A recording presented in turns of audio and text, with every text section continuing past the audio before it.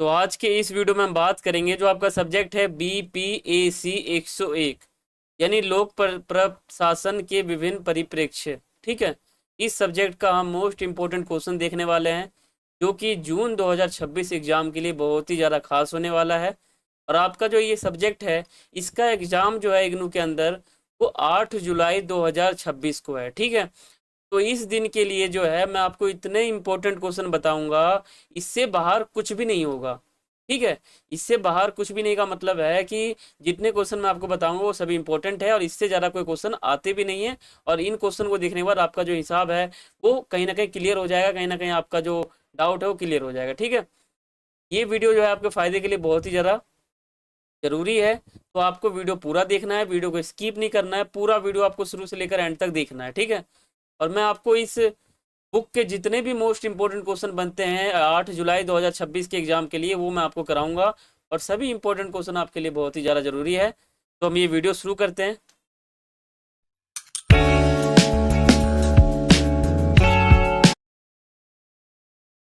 तो स्वागत है आपका अपने YouTube channel smart education point पर, और मेरा नाम है अर्जुन। तो आगे चलते हैं। और आप मुझे सोशल मीडिया पे फॉलो कर सकते हो। टेलीग्राम पर हमारा चैनल है जिसका नाम है स्मार्ट एजुकेशन पॉइंट, जिसको आप जाके ज्वाइन कर सकते हो। यहाँ पे आपको PDF नोट्स ये सभी प्रोवाइड किए जाते हैं, और इसका लिंक आपको नीचे डिस्क्रिप्शन में मिल जाएगा। प्लस आपको यहाँ पर चैनल का नेम भी दिख रहा है, आप ये सर्च करके भी ज्वाइन हो सकते हो। बाकी आपकी किसी भी प्रकार की क्वेरी रहती है तो आप मुझसे पर्सनल आके पूछ सकते हो। इंस्टाग्राम और फेसबुक पे दोनों का यूजर नेम आप सभी के सामने लिखा हुआ है, प्लस इन दोनों का लिंक जो है डिस्क्रिप्शन में भी दिया हुआ है, वहाँ जाकर भी आप फॉलो कर सकते हो। तो आगे चलते हैं। और जैसा कि मैंने आपको स्टार्टिंग में बताया था कि आपको वीडियो स्किप नहीं करना है, आपको वीडियो शुरू से लेकर एंड तक देखना है। हमारा वीडियो ज़्यादा लंबा भी नहीं है, आप ये वीडियो पूरा देख सकते हो और इसमें सभी क्वेश्चन आपके फ़ायदे के लिए है। अगर आप वीडियो पूरा नहीं देखोगे, स्किप करोगे, तो आपका कहीं ना कहीं पेपर खराब जाएगा और कहीं ना कहीं आपके क्वेश्चन आपको समझ में नहीं आएंगे।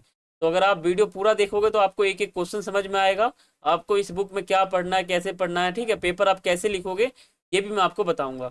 इसलिए आपके फायदे के लिए है, वीडियो आप स्किप मत करना, वीडियो आप पूरा देखना। ठीक है, तो आगे चलते हैं।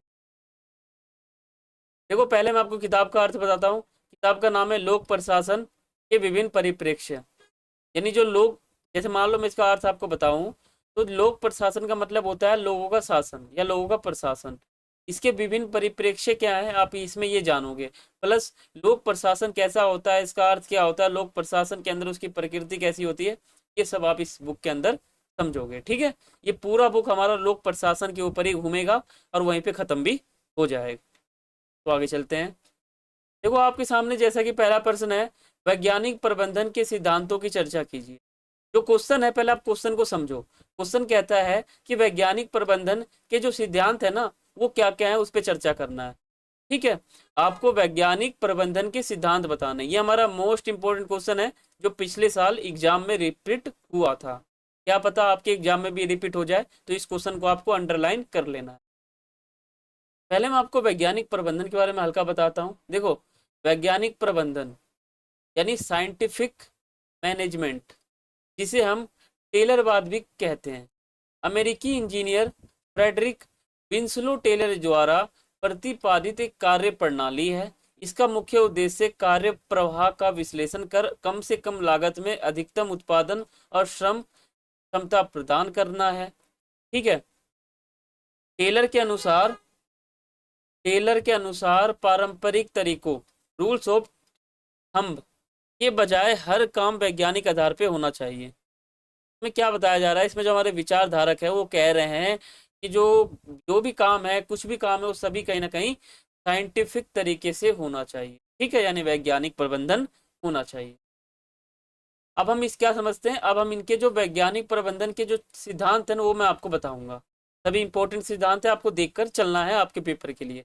और मैं आपको पहले बता दूं, ये वीडियो आपके लिए है, आपके लिए बहुत ज़्यादा खास है। अगर आप इस वीडियो को नहीं देखोगे या स्किप करके देखोगे तो आपका बहुत ही ज़्यादा नुकसान होगा। इसलिए आपको वीडियो स्किप करके नहीं देखना है, आपको वीडियो शुरू से एंड तक पूरा देखना है। ठीक है, देखो, पहला सिद्धांत आपके सामने है, विज्ञान ना कि केवल नियम।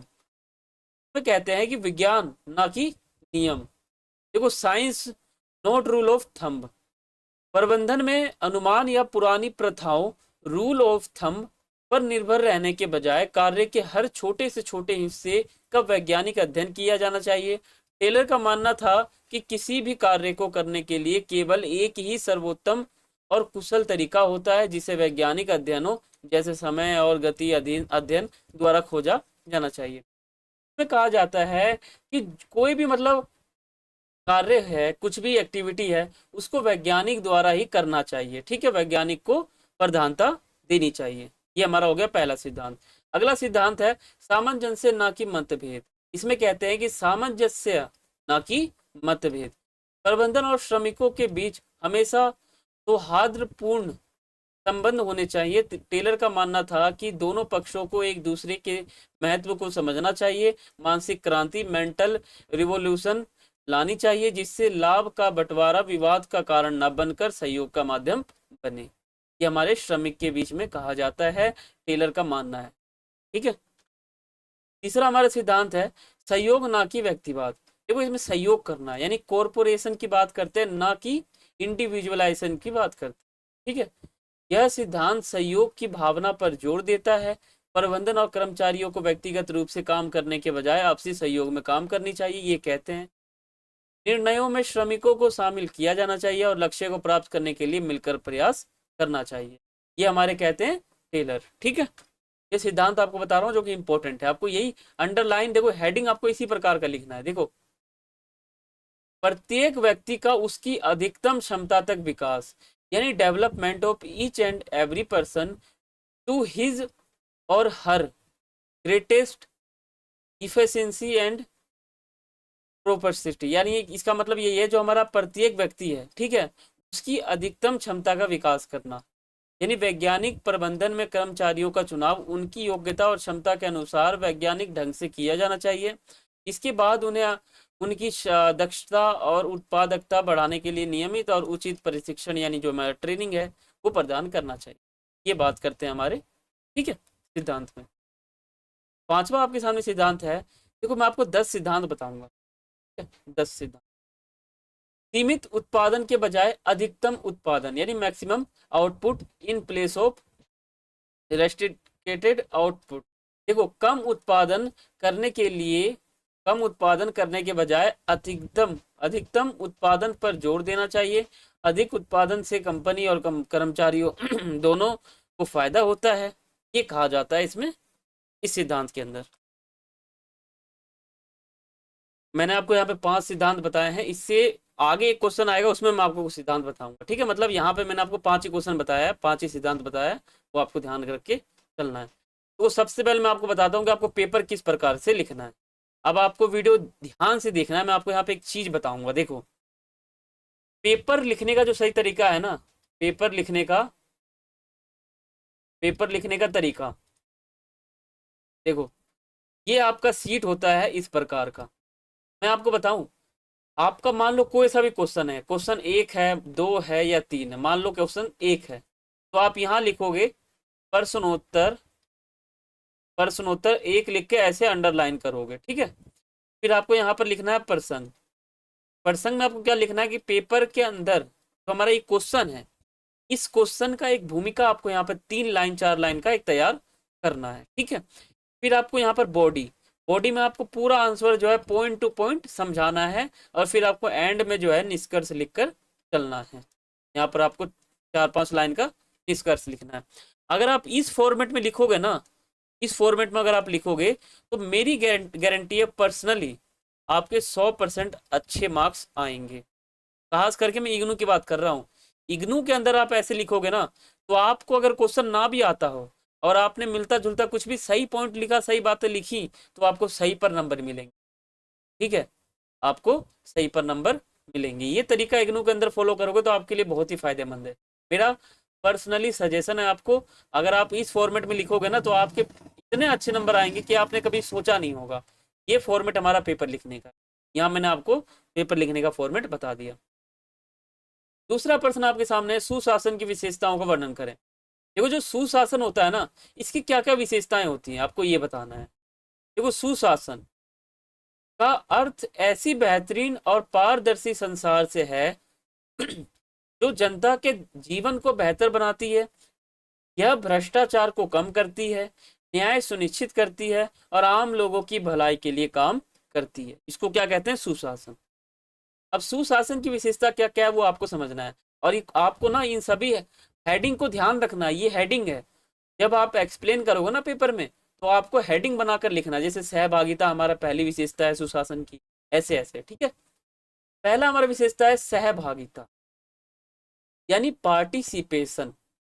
समाज के सभी लोगों, चाहे वह पुरुष हो या महिलाएं हो, उनको निर्णय लेने की प्रक्रिया में अपनी बात रखने का हक होना चाहिए।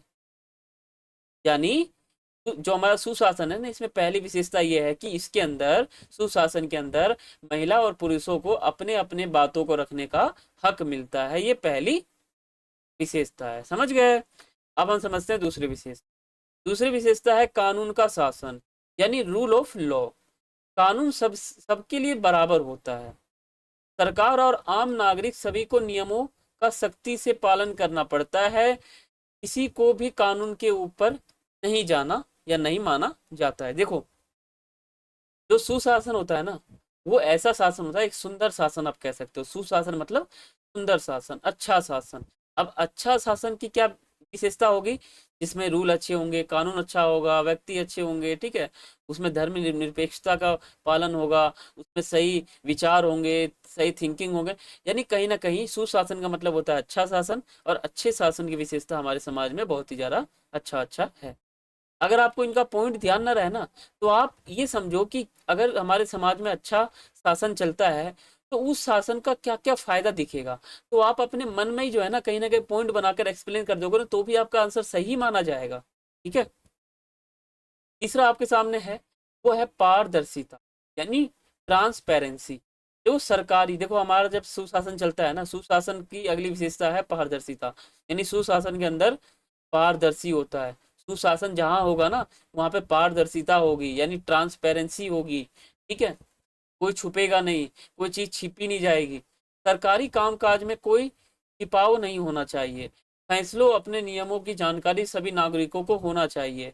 इसे आप एक खुले बक्से की तरह समझ सकते हैं, जहां सब कुछ साफ साफ दिखाई देता है। देखो, पारदर्शिता का मतलब है कि जिस देश में सुशासन चलेगा अच्छे से, तो वहां पे पारदर्शिता भी आएगी, ठीक है। आपको समझ नहीं आ रहा तो मैं आपको एक ट्रिक बताता हूँ। देखो, सुशासन का मतलब होता है सुंदर शासन। अगर किसी समाज में सुंदर शासन चलता है, अच्छा शासन चलता है, तो उसका क्या क्या विशेषता होगा हमारे समाज, जैसे अच्छी व्यवस्था क्या क्या होगी, ठीक है। जैसे पारदर्शिता आएगी, सहभागिता बढ़ेगा, समानता बढ़ेगा, भेदभाव कम होंगे, ठीक है। एकता में विकास होगा, पंथ निरपेक्षता में विकास होगा, धर्म निरपेक्षता में विकास होगा, लोकतंत्र में सुधार होगा, शासन प्रणाली बेहतर रूप से संचालित होगी। ये सभी कहीं ना कहीं सुशासन की। देखो, उत्तरदायित्व। देखो, सरकार को आम लोगों की जरूरतों और शिकायतों को तुरंत सुनना चाहिए, सही समय पर उचित समाधान देना चाहिए, यही उत्तरदायित्व के अंदर आता है। आम सहमति। देखो, कोई भी बड़ा फैसला लेते समय समाज के हर वर्ग की राय चुननी चाहिए। राय जो है उनकी चुननी चाहिए, उनके राय को सुनना चाहिए, ठीक है। सभी की सहमति बनाने की कोशिश की जानी चाहिए, ताकि कोई भी खुद को अलग थलग महसूस ना करे। ये होता है हमारा सुशासन की अगली विशेषता, जिसमें सभी की सहमति हो, सभी। छठा आपके सामने है विशेषता, वो है समानता और समावेशिता। देखो, समाज के हर व्यक्ति, चाहे वह अमीर हो, गरीब हो या किसी जाति धर्म से हो, समाज की मुख्य धारा में शामिल होने का बराबर मौका मिलना चाहिए, ठीक है। ये हो जाता है हमारा विशेष। अगला विशेषता है प्रभावशीलता और दक्षता। देखो, मैं आपको पॉइंट बताते हुए चल रहा हूँ, बाकी आपको तो समझ में आ ही गया होगा इसके बारे में, क्योंकि मैंने आपको बिल्कुल इजी बताया है, अपनी लैंग्वेज में, एकदम आसान लैंग्वेज में आपको मैंने बताया, ताकि आपको समझ में तो। देखो, सरकार अपने संसाधन जैसे धन, समय का सही इस्तेमाल करे, कम से कम लागत और समय में अधिक से अधिक लोगों को फायदा पहुंचाना ही इसकी पहचान होती है। आठवां आपके सामने है जवाबदेही, यानी सिर्फ सरकार ही नहीं, बल्कि प्राइवेट संस्थाओं और नागरिक समूहों को भी अपने कामों के लिए जनता को जवाब देना चाहिए। गलत काम करने का सजा नियम होना चाहिए, ठीक है। नौवा आपके सामने है दूरदर्शिता। देखो, दूरदर्शिता का मतलब क्या होता है? अच्छी सरकार सिर्फ आज की नहीं बल्कि आने वाली पीढ़ियों की जरूरतों को समझती है, वह भविष्य के लिए योजनाएं बनाती है। ये हो जाता है हमारा दूरदर्शिता। देखो, भ्रष्टाचार मुक्त, यानी जहां सुशासन होगा जिस समाज में, वहां जो समाज है वो भ्रष्टाचार से मुक्त हो जाएगा। ये भी इसकी विशेषता है। यह सुशासन का मुख्य आधार है। इसमें सरकारी पद का गलत इस्तेमाल नहीं किया जाता, काम पूरी ईमानदारी और निष्पक्षता से होते हैं। ठीक है, यह आपका दूसरा प्रश्न मैंने यहाँ क्लियर कर दिया। ये सभी इंपॉर्टेंट प्रश्न है जो मैं आपको बता रहा हूँ। तीसरा प्रश्न आपके सामने है, नीति विज्ञान दृष्टिकोण के स्वरूप का विश्लेषण की। देखो, नीति विज्ञान दृष्टिकोण यानी पॉलिसी साइंसेस अप्रोच सार्वजनिक समस्या को सुलझाने के लिए वैज्ञानिक ज्ञान और व्यवहारिक तरीकों का मिला जुला रूप है। जो हमारा नीति विज्ञान है वो हैरोल्ड लॉसवेल द्वारा प्रतिपादित यह दृष्टिकोण निर्णय प्रक्रिया का अध्ययन करता है। यह बताता है कि सरकार कैसे काम करती है और लोगों की भलाई के लिए नीतियां कैसे बनाई जाए। ये बताती है हमारी नीति विज्ञान। देखो, नीति विज्ञान दृष्टिकोण में जो मुख्य स्वरूप है वो आपको समझ, जैसे हमारा पहला हो गया बहुविषयक। यह दृष्टिकोण कई विषयों जैसे अर्थशास्त्र, समाजशास्त्र, मनोविज्ञान को साथ लाता है। उदाहरण के लिए शिक्षा नीति बनाते समय समाज की जरूरतों और बजट दोनों का ध्यान रखा जाता है। ठीक है, दूसरा है समस्या उन्मुख।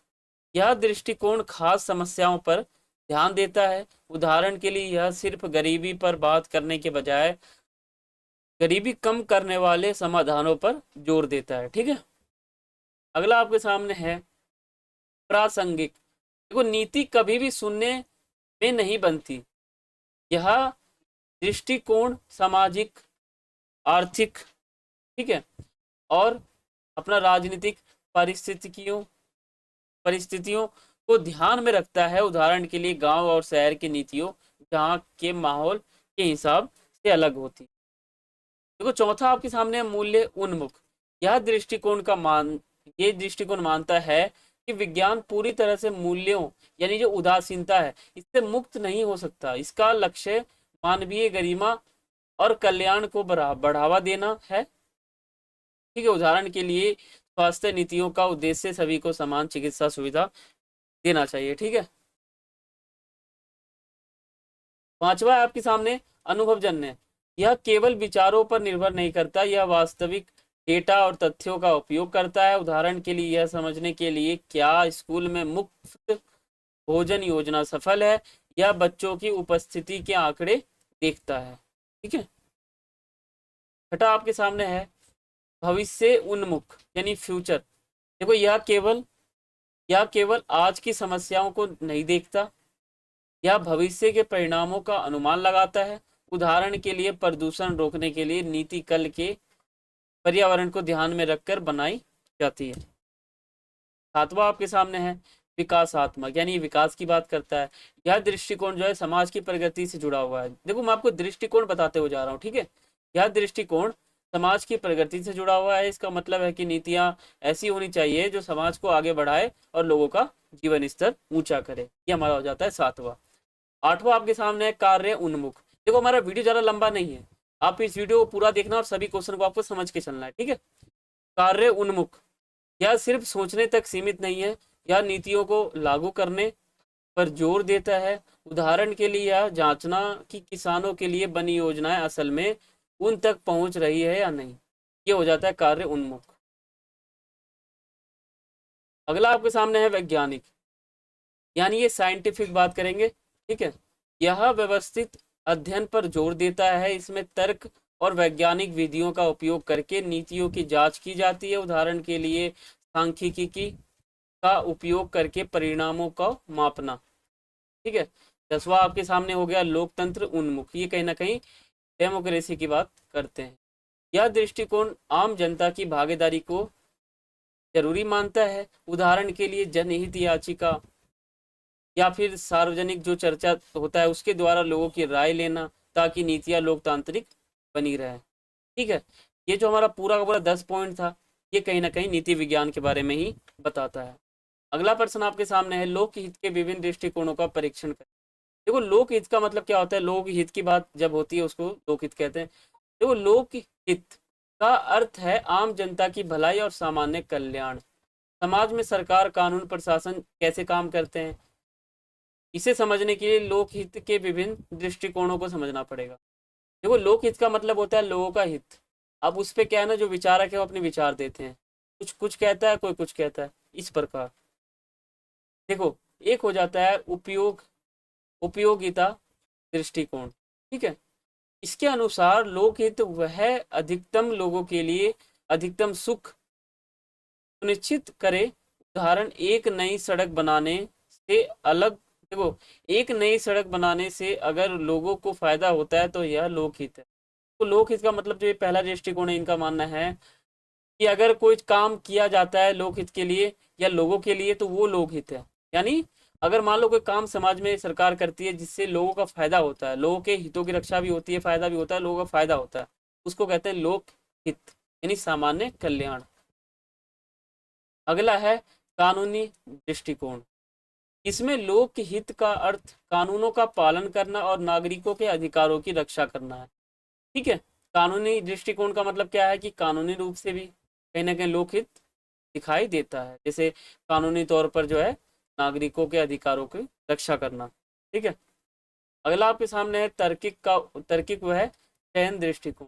यह मानता है कि लोग अपने स्वार्थ से चलते हैं, सरकार को ऐसे नियम बनाने चाहिए जो नागरिकों को खुद के हित साधते हुए समाज की भी भलाई करने में मदद करें, ठीक है। एक ये हमारा हो जाएगा इंपॉर्टेंट। चौथा आपके सामने है गांधीवादी दृष्टिकोण। यह नैतिकता और सर्वोदय सभी का उत्थान पर जोर देता है। इसके अनुसार समाज के सबसे कमजोर या अधिकतम व्यक्ति का विकास ही वास्तविक लोकहित है।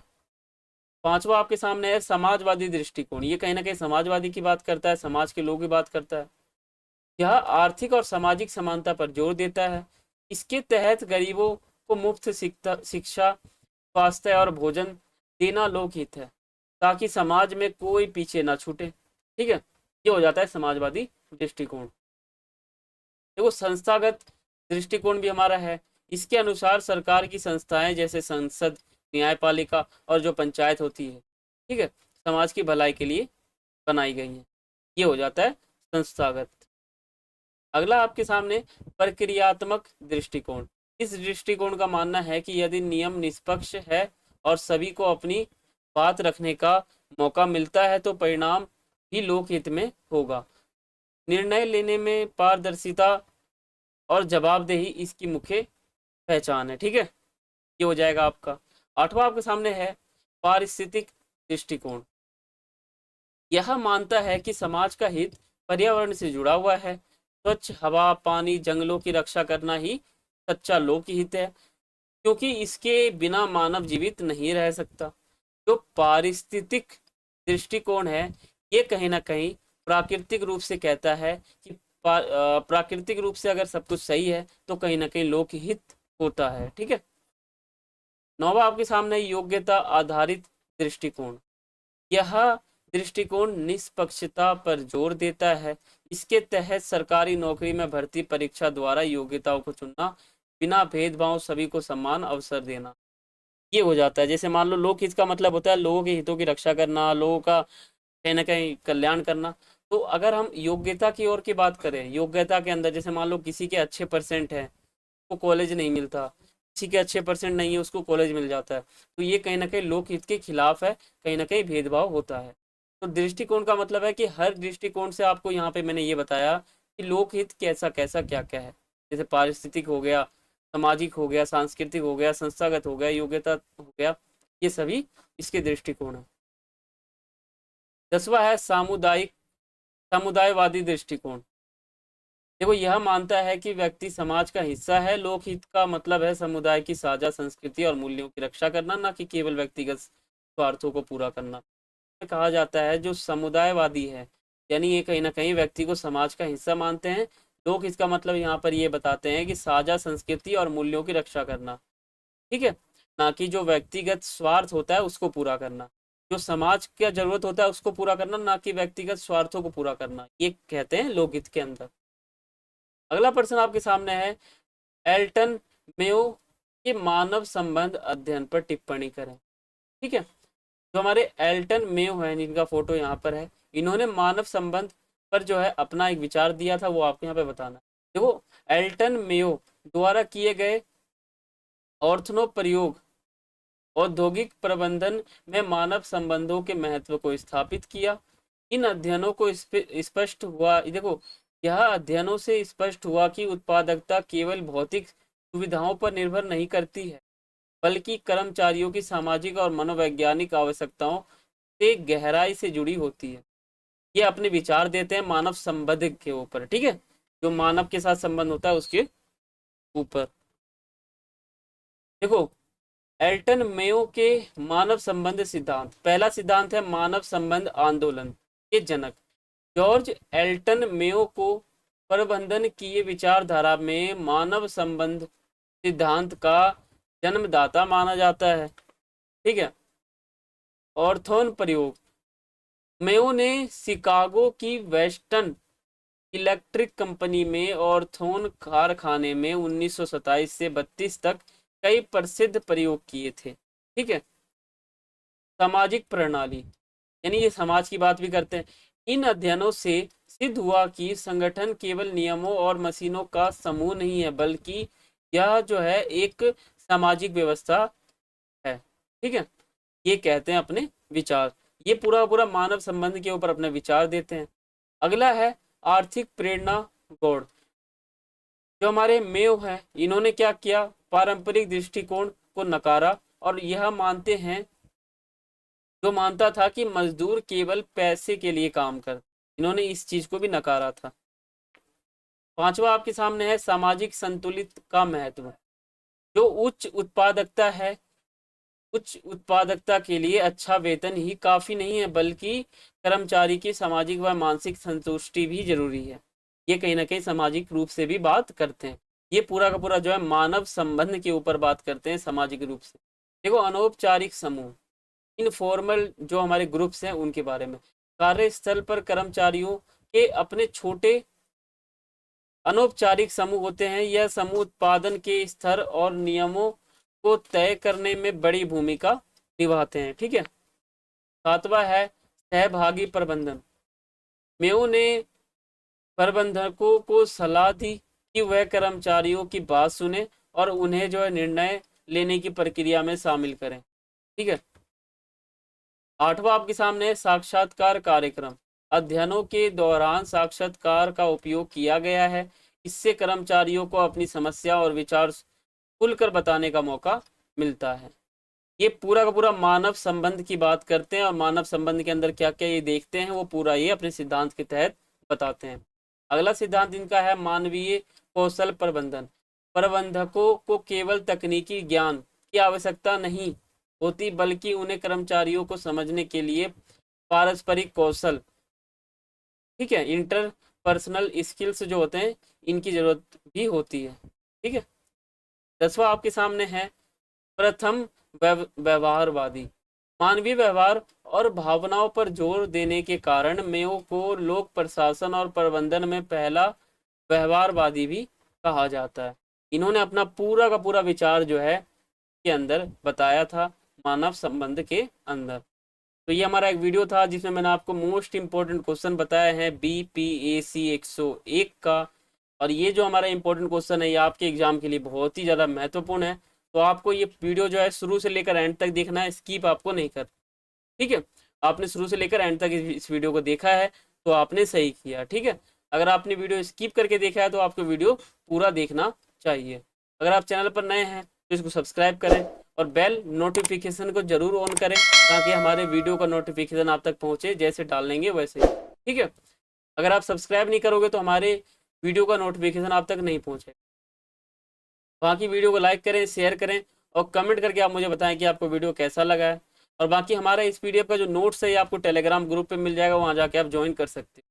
तो ये था हमारा आज का वीडियो, तो फिर मिलते हैं अगली वीडियो में, तब तक के लिए सभी को थैंक्स फॉर वॉचिंग। जय हिंद, जय भारत।